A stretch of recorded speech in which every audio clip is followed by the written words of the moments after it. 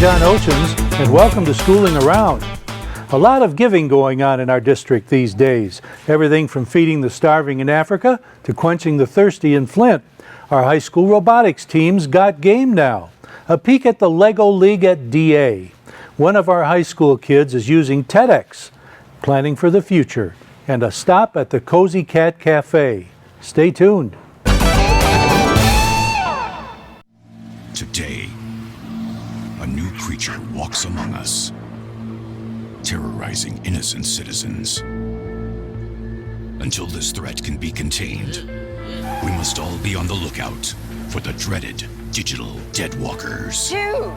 They're not looking out for you. Engage! A public service safety message from the American Academy of Orthopedic Surgeons, who want to keep everyone well connected with strong, healthy bones. They say that all's well that ends well, and if Oxford Schools communications specialist Danny Stublinsky has anything to do with it, there'll be a lot more wells for thirsty people in Africa in the future. She just ran a half marathon in Disney World along with some of their friends. She tells us more. Actually, when taking this position, I knew that I wasn't going to be in front of children anymore because I used to work at the middle school. Right. So when I chose to take this position, I needed to do something to benefit children, even though I wasn't going to be in contact with them. So I chose to run this race down in Disney World. And it was for a charity, Hope Water Project. Hope Water Project provides wells for a Pokot tribe in Africa. There are over 1 million people. They have no clean access or access to clean water. So they actually walk on average 3.7 miles to be able to find water. Their average life expectancy is only 39. They have no chance at an education. So this was really heavy on my heart to be able to do something for them. So for the last 6 months I have trained, and I've definitely had my own obstacles in training, because of course anything that can prohibit you from fulfilling your dream, it's going to try and present itself. So I've had injuries that I've had to overcome. And I got there. We made it. There was 6 of us that ran the race in my group. Now, there were these 6 ladies. Were they? First of all, you're talking about 6 ladies. Is that right? Yes, and 6 ladies that I. Church? They are. What church is that? We attend Kensington. Kensington actually started Hope Water Project 4 years ago, and now they have, and I believe it's up to 180 wells that they've already been able to dig for the Pokot tribe. It was very difficult to get to where they are, so it's a very difficult process to be able to get these wells put in for these people, but it's extremely important because now they have a chance at life, they have a chance at a future, they have a chance at hope. Our kids here, we can find water. We can go to Meijer if our water doesn't work at home to find bottled water, but they don't get that opportunity.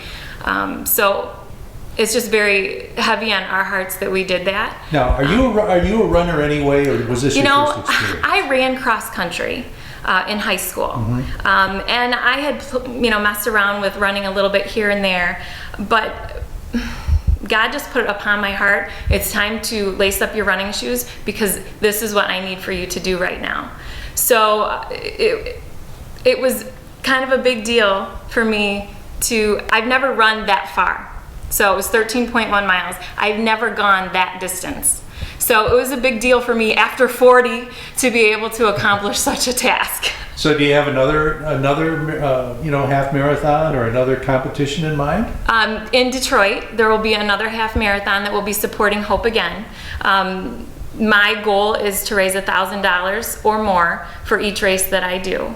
And every morning when I go out to pound the pavement, because I do it before work, that is what is in my mind, because it's certainly not the first thing that I want to do when I wake up in the morning, but all I can think of is I have the choice to go out and run. I have the choice to turn my faucet on. I have the choice to go to work. I have the choice to read a book. These kids don't have that choice, so I get out there and I do that for these kids. That's our Danny Stublinsky. Our district has another water project going on. More in a moment. Hi everybody, I'm Terry Stiles. Hi everybody, I'm Bill Service, and I'm the producer of Our Community Access. Terry and I started our show 8 years ago to bring our community into your living rooms. Our Community Access is a show born from the rich diversity of our community, and we want to brag about it and the people creating that diversity. Over the year, we've been from fox hunts to beekeeping and right in your own backyard. We welcome new businesses, chamber fashion, senior hobbies, class reunions, and much, much more. We've covered all our celebrations from Leonard Strawberry Festival to our premier Lone Ranger Parade. But there's still more avenues that we plan on going on. So watch our Community Access at 9:30 and 5:30 every day, and you have a great, great week.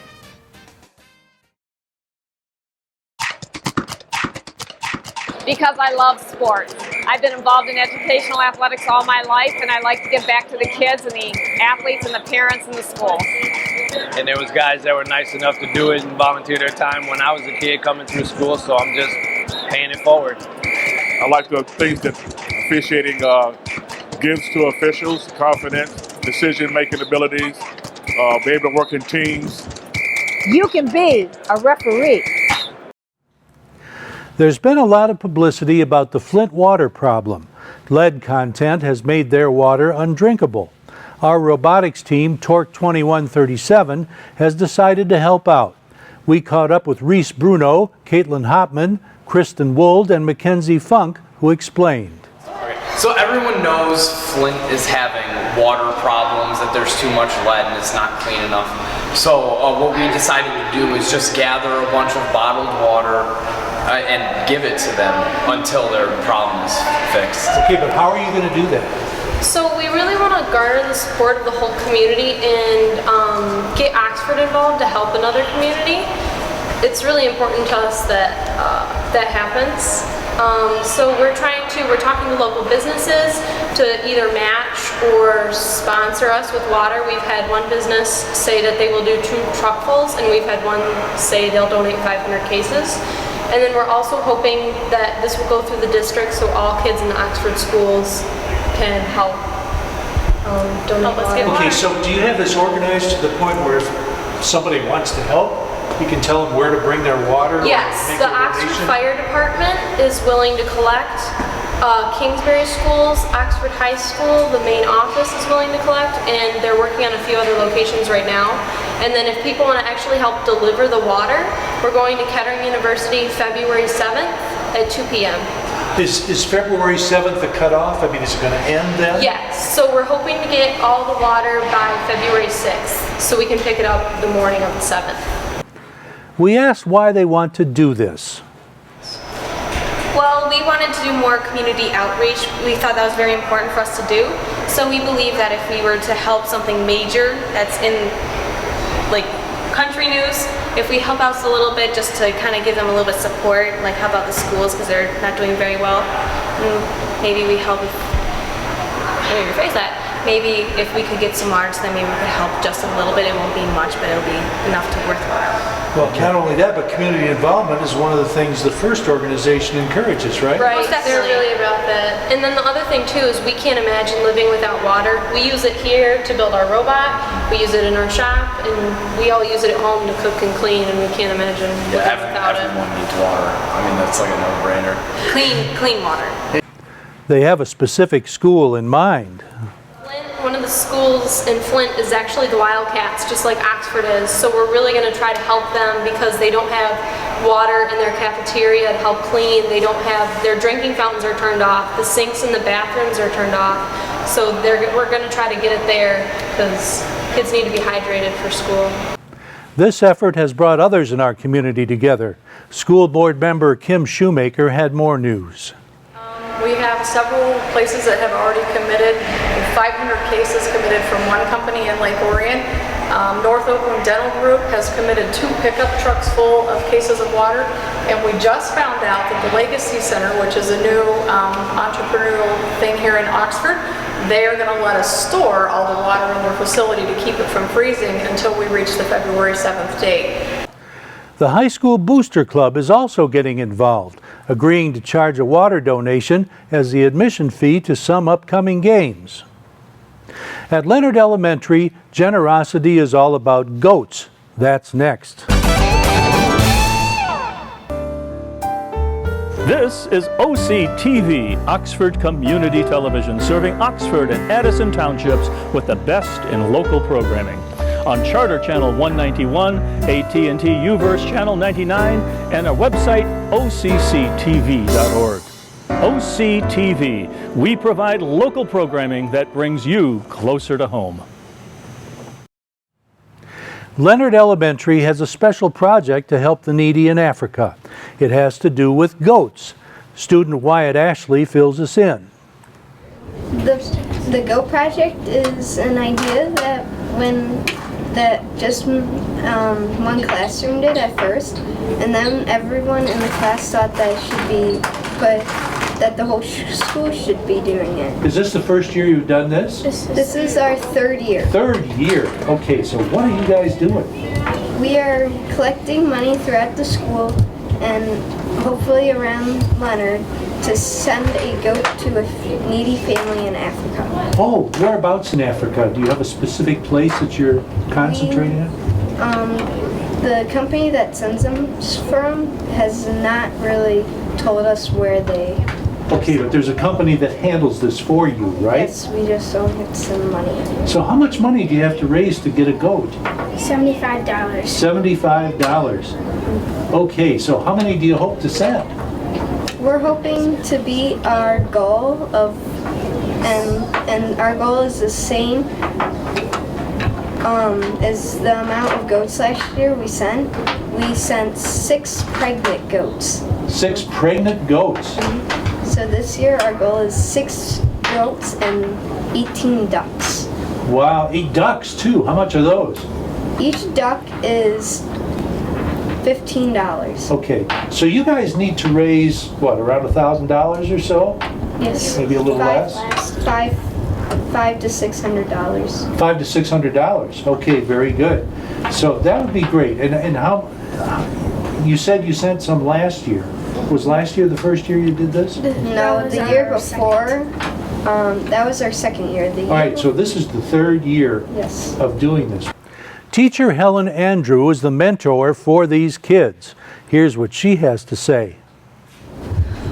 I just want to say that this is a remarkable group of students. It all started with a story that the students read called Donovan's Word Jar, learning to put your words into action, that words are meaningless unless you do something, unless you have a purpose for them. So the students researched and found that hunger is one of the major problems of this world. And how many people go hungry every day? 305 million was the 2012's research. Wow. Yes, it's a significant number of people, children. And we're seeing more of that on the news every night, aren't we? Yes. Yes, absolutely. So when they started looking at what country actually has the largest need, they found that it was Africa. They researched what type of animals could go or what they could do, and they found that goats produce the most milk and are least, least expensive. And least amount of care needs to go to them. Yes, absolutely. So with that, they looked at the different organizations and found an organization that they felt that was reasonably priced for them and it was a goal. So they invited the school to participate and the community, and they asked the students to make a difference, that we can make a difference. So the money was actually generated through bringing in cans or deposit slips or donation. So, last year actually were very fortunate to have a grandparent listen to the students give their speech, and as a result she gave quite a donation that was matched by her employer, so we were able to send those 6 goats. I have to say that I've been very proud of them. They're proactive. They've learned leadership skills, PowerPoint skills, public speaking, teamwork. They have learned empathy and to really make a difference. They learned to really make a difference. I'd say this fits into IB, wouldn't you? This is totally IB. Yeah. Absolutely. They are caring, they're knowledgeable, they're dedicated, they're committed. More news from our high school robotics team has to do with game. Stay tuned. Hi, Hi, I'm Connie from Connie's Kitchen, and normally we'd be shooting from Treetop Lodge, but we're on location today at an alpaca farm. This is shearing season, and Matt and Katie, the alpaca barbers, have been in town for the last couple days, shearing all the animals. As you can see behind me, these girls are all ready for spring. A lot of people have been visiting the lodge for a luncheon and coming over here to the farm to see the animals and to purchase the fleece directly off the animals, 100% pure alpaca. So we've had a lot of fun over at the lodge. We had lunch and we're feeding everybody breakfast, lunch, and dinner. And now we're over here, and no, we're not planning on doing any cooking here in the field. You know, we're just enjoying and visiting. And we got a lot of stuff coming up at the lodge, so you want to catch us on OCTV and on YouTube and on Facebook. And you can even call me directly, 248-933-4579. Check out our wine dinners. We have a murder. We know we have a murder coming up in July. We actually have scheduled a murder. And a whole lot of other stuff, scrapbooking and spinning and weaving and, well, just about anything you can imagine we're doing at the lodge, so long as it's quiet and dignified. Well, I don't know about dignified, but quiet. So catch us daily, I think, on OCTV. Catch us anytime on YouTube. And very soon, I will start a new series. We will start filming more shows from the lodge and from various locations like this. I can't bring a barbecue grill in here by the alpacas. That wouldn't be a good idea.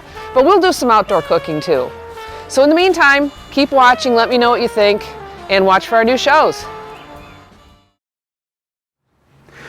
In the world of high school robotics, the first big event of the year is finding out the game. That's the spelling out of what this year's competition will be. We spoke with Team Torque 2137's Zach Spencer and Austin Purdy about this. Every year, this year it's called FRC Stronghold, and it's kind of based on like a medieval kind of theme. It's a very complex game. It's probably one of the most complex games they've ever released for us, and pretty much the objective is to score boulders in the enemy's tower to weaken their tower, and then you can challenge their tower and score a lot of points. Zach had more to say about being on the team. It's a really cool program. FRC is really strong for high school kids, really gets them involved in engineering. It's a really good program, really prepares you for college, and I highly recommend anybody out there that's looking to do something extra in high school. Even if you don't like building robots, I mean, we do a ton of other stuff on the team, so. Okay, now what's the next event that's coming up competition-wise? When is that going to be, and what is it going to be? We're competing at Waterford Mount High School. It is our week 1 event, so it is the very first competition. First Friday and Saturday we play the season. That is, I do not know. Is that in February sometime? It is in middle of February, or beginning of February. Very yes. good. And the big first the state competition, do you know where that's going to be this year? That'll be held at it's held in Grand Rapids. It's held at a hockey arena in Grand Rapids. Okay, Grand Rapids. Yeah. And that's usually, is that April or? That's beginning of April, yes.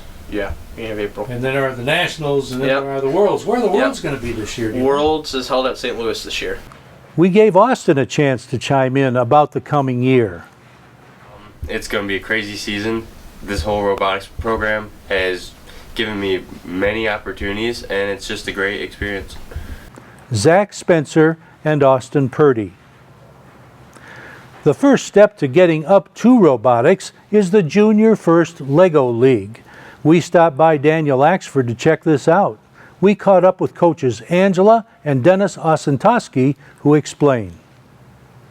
They learn 6 simple machines, and one of them, they use these kits each week to build some simple machines, and in the end they will create a piece on this plate, and they get to use a motor so they can have movable parts, and so they get to kind of see the beginning of what robotics is like. Now, are there any competitions that these guys would be involved in?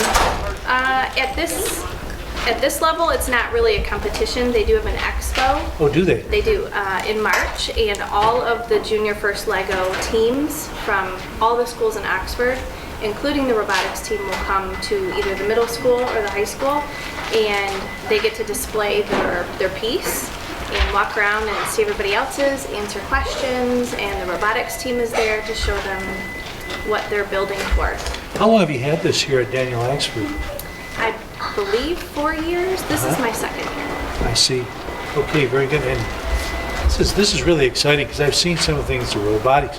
Now, those guys, you know, they get involved in community activities and all kinds of stuff. Do you get these guys involved in smaller scale stuff like that? You know, I think we try to get them to learn the world around them, and recycling is one theme this year for WasteWise. So what we're thinking, some of the ideas are taking them around to learn how recycling is in the community. So one idea is to take them into Meyer to look at the recycling of cans, something simple like that they can learn the cycle of how a can gets used, how it can be recycled, and then how it could potentially end up back on the shelf with a different product. And then they can use that idea to use the simple machines to recreate that process. And then that's what they display in the expo is what they build and using the simple machines. What is the grade range of these kids? This group in particular is first grade through second grade. We do have some groups in the school that start at kindergarten. No kidding, they start them that early. How many of you guys are in the first grade? And how many are in the second? Wow. Here in Oxford, the Junior Lego League goes through elementary school. Robotics picks up in the middle school. Next, an update on the IB Diploma program over at the high school. Be right back.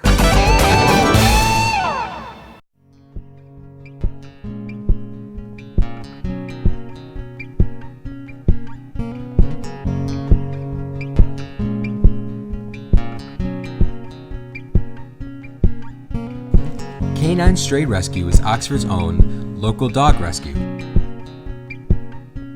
Each year they take in hundreds of dogs and bring them into suitable homes. A certified nonprofit organization, Canine Dog Rescue strives to give pound dogs a new leash on life.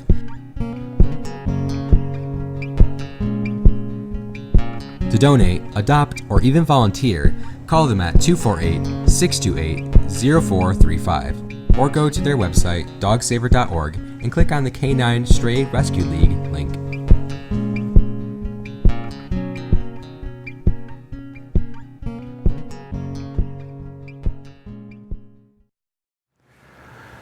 An exclusive few of our high school students select to go for the special IB diploma. We got an update from our IB coordinator, Jason Eldridge. So we got our results in July of the last summer, and our previous year's seniors, proud to announce that 13 out of the 16 of them, 81% pass rate for actually achieving the IB diploma. So they got the diploma. They got the diploma. Good for them. And how many kids are in the program this year? In terms of kids taking classes, I have 75, 80 kids taking classes. Yeah, that's a lot. So that's a big growth over last year then, right? Well, I don't have a lot taking the full program, but I've got kids taking classes. Right. How many are taking the full program? I have 10 kids in the full program. 10 kids in the full program. Okay. And it takes longer to find out whether per class. Yeah. So I have I've got about 20, 21 kids vying for the full diploma. Right. Between the junior and senior class. One of our IB students is organizing a TEDx talk. His name is Joseph DeChikas, and he explains. So we're hosting our first ever TEDx Youth Talk at Oxford High School. It's going to be held on April 23rd. So we're inviting several speakers from Oakland County to give some sort of performance there. Now, when you say several speakers from Oakland County, do you mean kids or do you mean officials? Who They'll all be high school students, mostly juniors and seniors, and maybe a couple sophomores. What's the topic of this going to be? There's no topic. So they're free to just give a traditional speech about some sort of scientific discovery they're interested in, to read poetry, to play the piano. It's really open-ended. Wow. How long will this take? I mean, the program, how much time will you have? So the actual talk is only one day. It's about half a day. We're going to have 10 speakers, and they'll have about 10 minutes each to make a TEDx-style talk. Where will this be? Will it be here in Oxford High School? In the Performing Arts Center. Oh, and then will it go on YouTube or anything like that? It will be live streamed, and it will also be uploaded to YouTube through the TED organization if they approve it. Okay, now, is there any connection between this and International Baccalaureate? Well, International Baccalaureate is all about kind of getting involved in different projects and things. And there's something called the CAST project we do, which is Community Action and Service, where we do something with the community for the community. We take action to do it ourselves. And it's service oriented, so you serve the community sometimes. You don't necessarily have to. I actually did my CAST project on last year on teaching students how to make iOS applications. And so me and another friend brought a group of mostly freshmen, and we taught them programming skills. Wow. Now this year, this is a little bit disconnected from that, but it's following that same core IB thinking and creating something new at the school. That TEDx event is scheduled for Saturday, April 23rd. Another thing new this year is counseling forums. This gives our high school parents an opportunity to connect with counselors about their kids' future. Sean Hopkins is one of our counselors, and he tells more. Well, as a department, we wanted to look for a way that we could actually reach out to some of our parents and provide just an opportunity for them to really get to know us in the counseling department. Some of the time during the day, we're not able to really carve out that time to have parents just stop by. That's not a realistic option in a school setting. But we understand that there are quite a few questions that parents might have about the goings-on in the department and in the building as a whole. So we just wanted to create an opportunity for them to be able to come in and have just set topics that we'd be able to discuss that would be valuable information for the parents. And I would imagine, especially parents of juniors, maybe even sophomores, they need a track to run on when they're thinking about college, planning on where they want to go, what they want to pursue, and what they have to do to get there, financial aid, all that good stuff. Oh, absolutely. And in fact, we had it set up that we had quite a few freshman parents. Really? Even, which is great to see how many parents in this community are really that forward thinking that they're looking towards college already.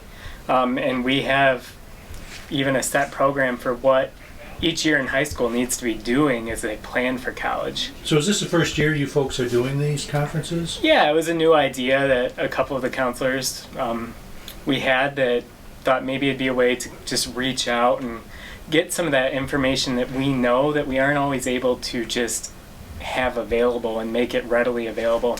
Next, a stop at the Cozy Cat Cafe. My name is Blake. I received the heart transplant when I was 2 weeks old. I play defense for the Red Hot Tornadoes. Sometimes my heart starts pounding like faster and faster as I go. I know I have someone else's heart inside me. It makes me feel happy because someone was generous enough to give me a second chance to live. This gift of life was made possible by an organ donor. Imagine what you could make possible. Sign up as an organ, eye, and tissue donor. Go to organdonor.gov. We have a lot of programs to encourage reading in our schools. One of those at Lakeville Elementary is the Cozy Cat Cafe. This gives kids a little break from their regular classwork to read a favorite book. Here's a couple of the kids to explain. It's about reading, or some are reading to you, or you reading to someone. Okay, now I see you have a partner here. Are you going to be reading a story to each other or what? Yep. So this gives you a little practice, huh? So do you guys do this every week, or how often do you do this? Like every week.